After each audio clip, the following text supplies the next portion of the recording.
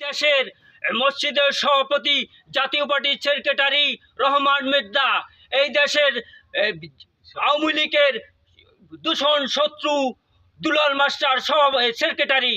আমরা দেশে কোনো এই ৩,০০০ মানুষ যে শহীদ হইলাম, এর বিনিময়ে আমরা কি পাইলাম?